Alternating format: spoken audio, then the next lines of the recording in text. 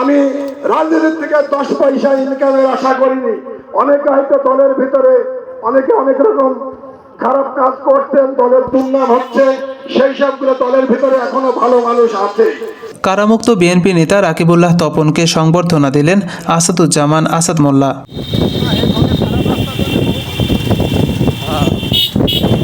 কুষ্টিয়ার দৌলতপুর উপজেলার 14 নং আড়িয়া ইউনিয়নের সাবেক চেয়ারম্যানের ছেলে ও সদ্য কারামুক্ত বিএনপি নেতা রাকিবুল্লাহ তপনকে ফুলেল শুভেচ্ছায় বরণ করে নিলেন বিশিষ্ট ব্যবসায়ী, সমাজসেবক ও দৌলতপুর থানার অন্যতম শ্রদ্ধাভাজন ব্যক্তিত্ব আসাদুজ্জামান আসাদ মোল্লা। তিনি সাবেক ডাক ও টেলিযোগাযোগ প্রতিমন্ত্রী আহসানুল হক পচা মোল্লার নাতি এবং 14 নং আড়িয়া ইউনিয়নের সাবেক চেয়ারম্যান শরীয়তুল্লাহর ছোট ছেলে হিসেবেই পরিচিত।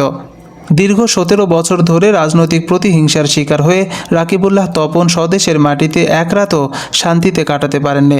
ফ্যাসিবাদী সরকারের হামলা মামলার কারণে তাকে দেশ ছাড়তে বাধ্য করা হয়। অবশেষে 5 আগস্ট পরবর্তী সময়ে আইনানুগ প্রক্রিয়ায় একে একে সব মামলা নিষ্পত্তি করে তিনি নিজ বাড়িতে ফিরে আসেন। তার ফিরে আসার এই শুভ মুহূর্তে আসাদুজ্জামান আসাদ মোল্লা ভালোবাসা ও সম্মান জানিয়ে ফুলেল সংবর্ধনা প্রদান করেন। এ সময় স্থানীয় বিএনপির নেতাকর্মীরাও উপস্থিত ছিলেন।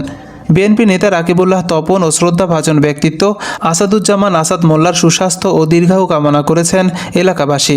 একই সাথে তাদের ভবিষ্যৎ পথ চলা সাফল্য ও শান্তিময় হোক, এমনটাই প্রত্যাশা সকলের। এই সময় এক বালতি দুধ 1 ফুট চুনা পড়লে যেমন নষ্ট হয়, আমি মনে করি এগুলা 1 ফুট চুনা, এই চুনাগুলো হয়তো এখন নাচি বেড়াচ্ছে, আপনাদের খুব ভালো লাগছে, এদের সাথে আছেন, আপনারা বুঝতে পারবেন। এই নির্বাচন হবে, জাতীয় নির্বাচনের পরে বিএনপি সরকার গঠন করবে, বাচ্চু মোল্লা এমপি হবে, তারপরে আপনাদের জ্বালাটা বুঝতে পারবেন। এই জ্বালা আমি আসাদ মোল্লা দেখাবো এই আড়িয়া ইউনিয়নে। যাই হোক, দীর্ঘ সময় পর আমাদের মাঝে আমার ভাই মেয়ে তপন এসছে, আমাদের সাথে থাকবে।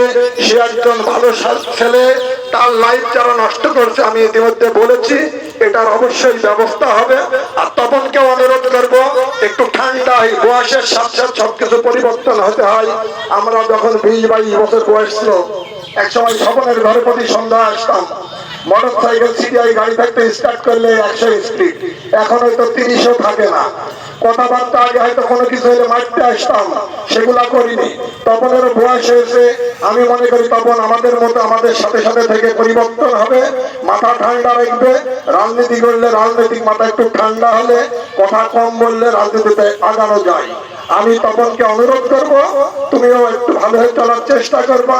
আমরা আছি তোমার পাশে, আমরা তোমার যত রকম সমস্যা আছে দেখেছি অতীতেও, আগামীতে দেখবো সমস্ত রকম, সেটা অর্থ দিয়ে হোক, শারীরিক শ্রম দিয়ে হোক, লোকবল দিয়ে হোক, তুমি সব রকম সহযোগিতা পাবা। তোমার অন্য কোনো মামা না থাকলে আসাদ মোল্লা আছে তোমার পাশে।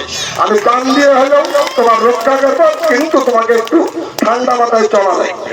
যাই হোক, আমি আর কথা বলাচ্ছি, যারা আমাদের সঙ্গে গেছিলেন, কষ্ট করেছেন, খরিশাগন্ডি, কাতলামারি বা ফাটারবাহে, সবাইকে ধন্যবাদ। আমি আমার আড়িয়া ইউনিয়ন বিএনপির পক্ষ থেকে আমার ইউনিয়নবাসীকে, যারা বিএনপির সাথে জড়িত আছে, সবাইকে আমার ধন্যবাদ। যারা বাইরের থেকে উপস্থিত হয়েছেন, তপনের বন্ধুরা, সবাইকে আমার পক্ষ থেকে ধন্যবাদ। আড়িয়া ইউনিয়ন বিএনপির পক্ষ থেকে ধন্যবাদ। আসসালামু আলাইকুম।